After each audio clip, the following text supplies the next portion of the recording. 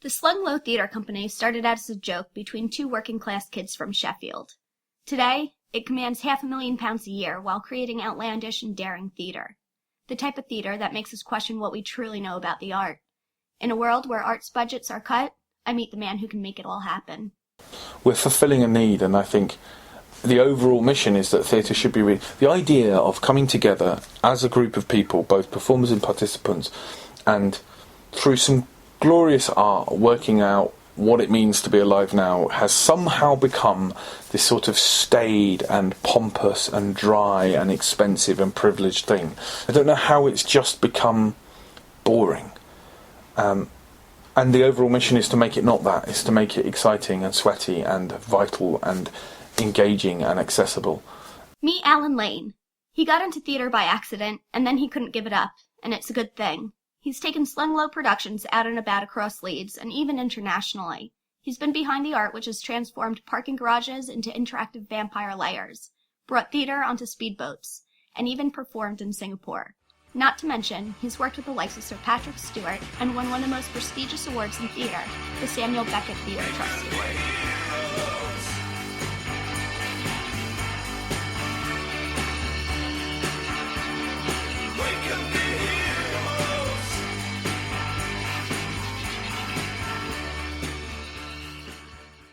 The reason why I stuck with it, I think, is that it's like being in a gang.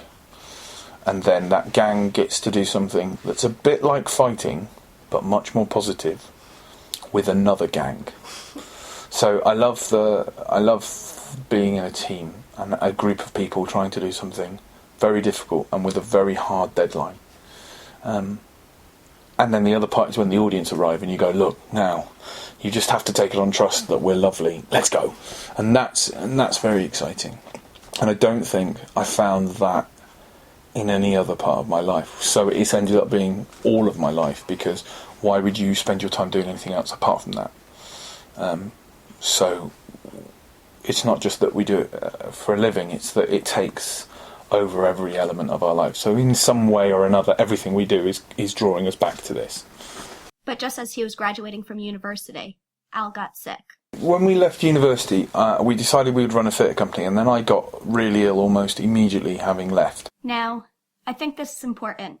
Sometimes we're put in difficult circumstances. Sometimes we overcome, and sometimes we break down. Sometimes it all comes down to perspective. And I think I got really lucky in that July I got sick. And so I had Hodgkin's lymphoma, which took about 2 years to work through, so 2 years in hospital. And by the time I came back, I had spent 2 years just waiting and wishing for the moment when I would get back to doing what I'd been doing 2 years before. That was where it was sort of, that desire to run a theatre company was like melted in fire, because you go, right, I've spent 2 years saying... It was the last thing I thought before I got sick, and therefore after 2 years you come back going, right, that's the thing I'm now going to do. So I think I got really lucky, because that just took all the difficult, well, yeah, but I could become a teacher, I could be... All of that stuff that my peers went through, I didn't go through any of that. So this fire is what started his theatre company, Slung Low, where every 2 weeks on a Sunday, a piece of touring radical theatre that would not otherwise be seen is played at the Hub. Tickets are pay what you decide, so the audience pays on their way out. It is entirely designed around the endeavor to get people who would not normally go to theatre to come on out. We're at the Hub now, the Holback Underground Ballroom, which is essentially the space under 5 railway arches.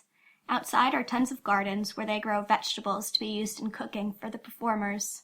This is all grown in recycled bathtubs, filled with compost that was taken from a drug bust on a marijuana farm next door. When you first walk in, there's a bar room. To the side is a metal boat to be used in an upcoming production. The play space is large and would feel much darker if it weren't for the tapestries on the ceiling and the dozens of chandeliers and lampshades splattered across. But this didn't all happen overnight. It didn't even come together in the first 5 years. Al had to make sacrifices in order to establish Slung Low. I think it was a destructive process at first, because you come out of those caring models that get you through something like 2 years of cancer, and then realistically running a theatre company is a bit like being the most selfish human being in the world. Why do you say that? It's all you do. You have people who you've been with and who've got you through an illness and everything else, and then you find yourself without the time to be able to be with them, then that's much more destructive. He doesn't stop here. He explains the difficulty in leaving the people who have looked after him to pursue his mission. It's brilliant, but it's come at a cost. I'm walking to the top of this hill. You can keep company with me until you don't want to go up this hill anymore, but I'm not going to be negotiated back down the hill. I called Mark Catley, lifetime Leeds resident who's both a screenwriter and a playwright. He's written for the BAFTA-winning series Casualty, as well as EastEnders, Doctors, and Holby City. He's also given his talents to Slung Low. I gave him a ring to ask his thoughts on Al's drive and determination. As a quick side note, I apologize for the quality of the call. It was made long distance. Alright, here we go. I think Al's got amazing energy, and I used to think it was all the caffeine he drank, but then he stopped drinking caffeine, and he still had the same amount of energy.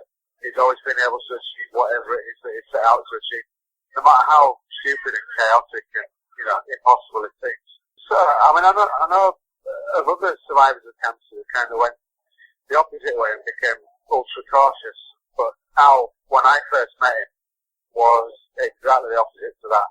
So I think it has had an impact on him. I think with Al it's had quite a positive impact on his view of life, and he very much lives it for the moment, and wants to achieve as much as he can with whatever time he has. So the hard work is paying off now. It's been a hard day's night, and I've been working like a dog. It's been a hard day's night, I should be sleeping like a log. There is a across all walks of life there is a creeping suspicion. So policemen are bent, and old radio DJs are paedophiles, and politicians are corrupt, and newspapers can't be trusted, and the list has got longer and longer. That you kind of are left with no heroes, and the really difficult part about that, or the really destructive part about that, is that there are some principles that are just hacked away at. So the idea of public service is just being hacked away. Doctors are overpaid and greedy. Teachers are militant. It's endless. And you're left with the idea of public service being somehow about laziness and corruption. And you're also left with the idea that the only thing that really matters is making money, or the only thing is being the best, rather than being the most caring, or being the most educative, or being the most fun, or being like, actually yes, but can you find people to pay for that fun? No, well then what are you doing? And if you work in the subsidised anything, that's difficult, because people are suspicious. So we're giving away the tickets to the White Whale, and people immediately start the conversation from the point of view, well, it's because you weren't confident that you could sell them. No, it's because, and so there's always a weakness there, rather than that being a positive, progressive step to say the people of Leeds have actually already paid for this show. People of Leeds should be able to come and see this show, and to that end it will be free. The White Whale, by the way, is a new production coming in September. It will take place on the canal and involves 1.5 tons of metal in the shape of an oil rig sitting in the water. Al is going to set it on fire and sink it in front of 400 people each night. This came from an idea he had 14 months ago, one of those, oh, wouldn't it be great if ideas. This has helped to motivate him to keep making theater that is an experience, something that's intoxicating, thrilling, and unrestricted.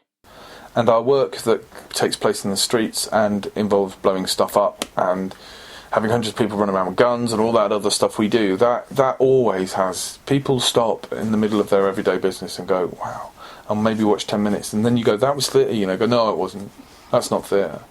It was. And I think we've been really lucky that whenever we got really downtrodden, or we feel really sorry for ourselves and get a little bit mopey, a moment like that has come along and someone has said, I didn't think this was for me, but wow, bang. And that happens regularly. That's a regular thing, and you sort of holding on to the next one that just says, wow, I didn't think this was for me, but it is, and these are the reasons why, and it's real and it's happening, and you can see it, and you go, yes! I don't think the theatre industry should look like this. I just think a bit of it should, and none of it does. Slung Low is in the city of a ballet company and a big producing company that has to fill over 1,000 seats a night, and an opera company. Slung Low fills a void. Theater that might be dirtier, that might be a bit surprising, that might be able to nurture talent in a much speedier way than those organizations can. I think the other thing is that we're a bunch of very intelligent, very determined people of unlikely origins, and the fact that we collectively said we're going to do this, and then we get on with it, and we have joined the stable of much more established and much more. There are no lords or ladies in our board or our company, and that makes us very unique in the arts. And I'm really proud of that we just get on with it. You sort of cross your fingers and hope that it's doing some good, but you absolutely can take responsibility for the bit that you can control. And in a way that puts the pressure on us to make it more progressive and fair, and that was never really a concern when we were kids.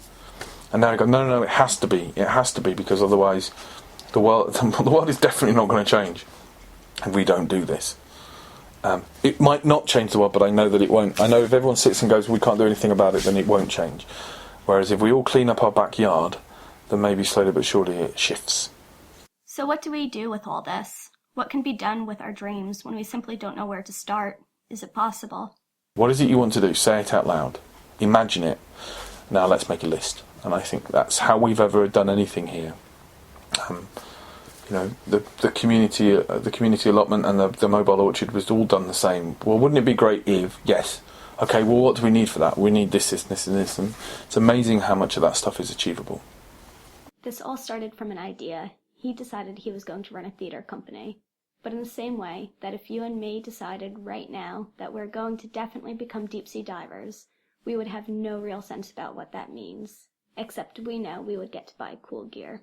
So, if you have something you want to do, or something you believe needs to be changed, take the first step. The only thing holding you back is not starting. What is it you want to do? Go ahead now. Say it out loud. Thank you for listening to this week's Storybook UK. I'm Lorraine Metz. Look for happiness in all you do. In the words of Alan Lane.